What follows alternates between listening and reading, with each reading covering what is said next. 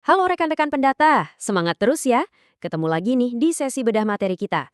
Hari ini kita bakal mengupas tuntas salah satu tulang punggung sensus ekonomi 2026, yaitu pengkodean jaringan usaha atau perusahaan. Buat teman-teman yang udah sering turun ke lapangan, pasti tahu banget kan, nentuin kode yang pas itu kadang rasanya kayak lagi mecahin teka-teki silang yang super ribet. Tapi tenang aja, abis ngikutin sesi ini, dijamin deh 6 kode krusial jaringan usaha ini bakal di luar kepala. Yuk, langsung aja kita mulai. Nah, sebelum kita bahas lebih jauh, coba deh bayangin satu skenario ini. Ini sering banget ditanyain pas di lapangan.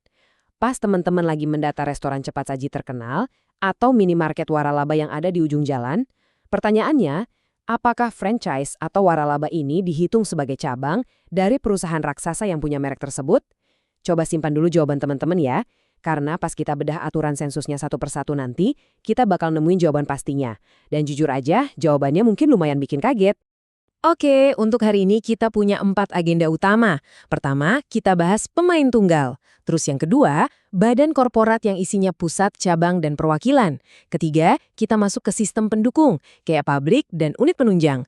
Dan terakhir, pastinya kita bakal bahas skenario lapangan plus ringkasannya, biar makin mantap. Kita masuk ke bagian pertama nih, yang paling simpel, pemain tunggal. Ini masuknya ke kode 1, yaitu operasi independen. Jadi, apa sih usaha tunggal atau kode 1 ini? Intinya, ini adalah usaha yang benar-benar independen.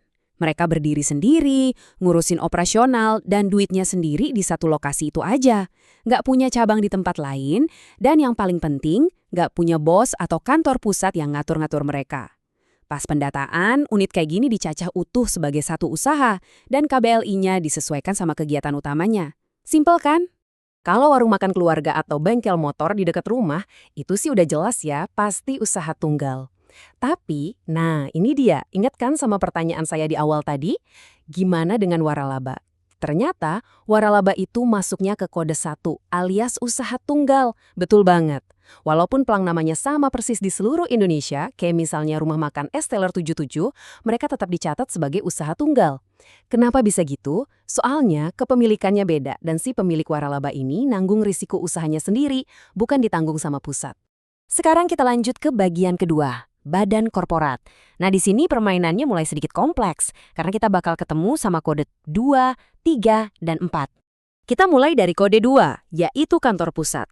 Gampangnya, anggap aja ini sebagai otaknya perusahaan.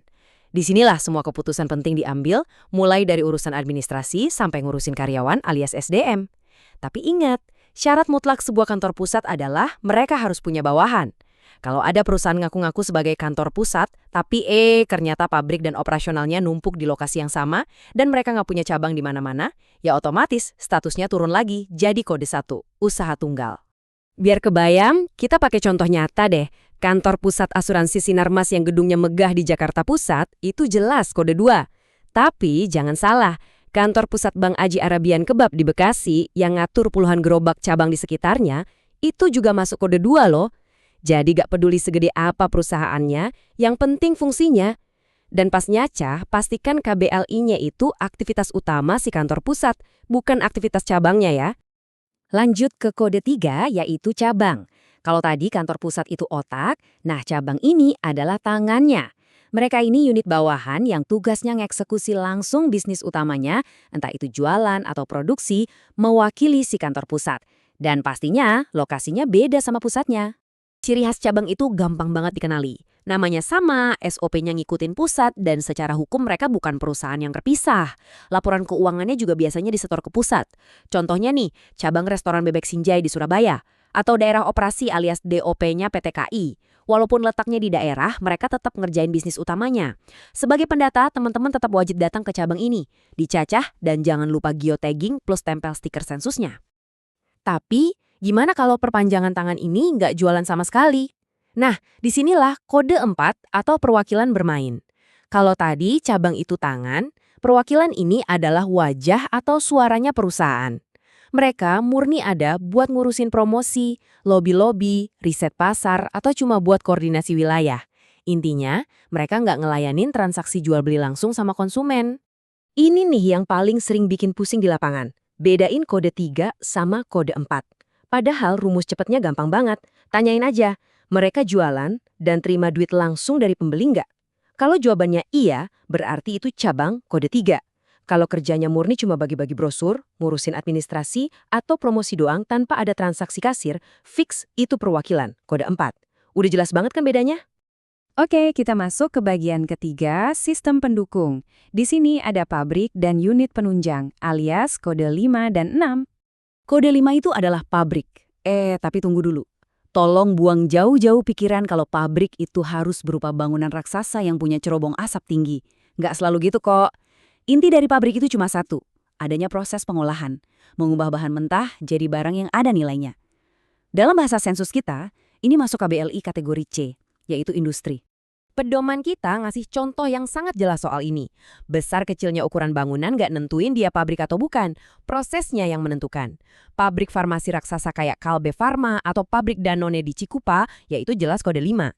Tapi tempat bikin tahu di kampung atau bengkel kayu tempat pengrajin bikin lemari, itu juga sah disebut pabrik.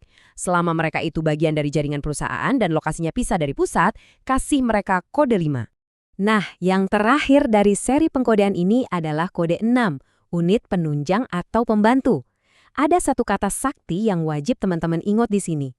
Eksklusif. Lokasi unit ini terpisah dari pusat, tapi mereka cuma hidup untuk melayani perusahaannya sendiri. Mereka sama sekali nggak dapat pemasukan dari pihak luar. Coba perhatiin analogi ini biar nggak ketukar. Ada sebuah gudang. Kalau gudang ini cuma dipakai buat nyimpen barang tokonya sendiri, itu kode 6, unit penunjang. Sama kayak bengkel yang cuma dipakai buat nyervis truk logistik perusahaan itu sendiri. Tapi, begitu gudang itu mulai disewain sebagian ke perusahaan lain, atau bengkel itu iseng nerima servis motor warga sekitar, ceritanya berubah total. Mereka bukan lagi penunjang, melainkan unit bisnis komersial biasa yang harus dicatat terpisah. Sampai kita di bagian keempat, skenario lapangan dan ringkasan. Yuk kita lihat gimana prakteknya di lapangan. Buat mudahin kerjaan teman-teman, kita udah buatin cheat sheet 3 langkah jitu buat ambil keputusan. Pertama, cek dulu ke pemiliknya. Kalau beda pemilik atau statusnya waralaba, langsung aja tembak, tunggal. Kedua, kalau emang ini jaringan korporat, cek aktivitasnya. Ada kasir dan jualan, berarti cabang. Cuma ngurus surat-surat dan bagi brosur, berarti perwakilan. Ketiga, cek siapa audiensnya. Kalau dia cuma ngelayanin perusahaannya sendiri secara eksklusif, fix itu unit penunjang. Dengan pola pikir ini, teman-teman gak bakal gampang terkecoh di lapangan. Ada beberapa kasus unik yang lumayan sering bikin debat di lapangan. Misalnya PT Pegadaian. Mereka tuh punya yang namanya kantor area. Karena kantor area ini kerjanya cuma ngawasin anak cabang dan nggak terima nasabah langsung, mereka dicatat sebagai perwakilan, kode 4. Tapi outlet Pegadaian yang biasa kita lihat buat garai barang, itu cabang, kode 3. Oh iya, satu lagi yang penting banget. Outlet retail kayak toko sepatu bata di dalam mall yang cuma majang dan jual barang kiriman dari pusat, itu dihitungnya sebagai cabang yang beroperasi penuh ya, bukan unit penunjang. Biar makin nempel di ingatan, mari kita rekap kilas. Kode 1, usaha independen alias tunggal. Kode 2 dan 3, untuk kantor pusat beserta cabang operasionalnya. Kode 4, perwakilan, ingat, tanpa jualan.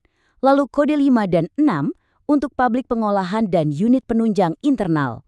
Ini adalah peta navigasi teman-teman untuk membedah struktur ekonomi kita.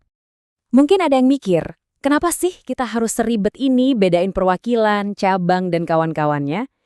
Jawabannya sangat krusial teman-teman. Pengkodean yang presisi dari kalian di lapangan adalah satu-satunya benteng kita untuk mencegah yang namanya double counting atau penghitungan ganda atas pendapatan perusahaan.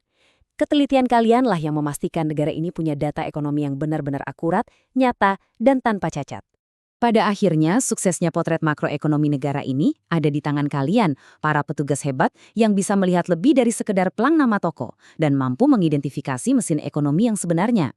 Jadi, setelah nguasain 6 kode jaringan usaha ini, gimana? Sudah siap dong turun ke lapangan dan memetakan ekonomi real Indonesia di SE 2026? Selamat bertugas ya, jaga kesehatan, pastikan kalian mencatat dengan teliti, dan sampai jumpa di bedah materi seru berikutnya.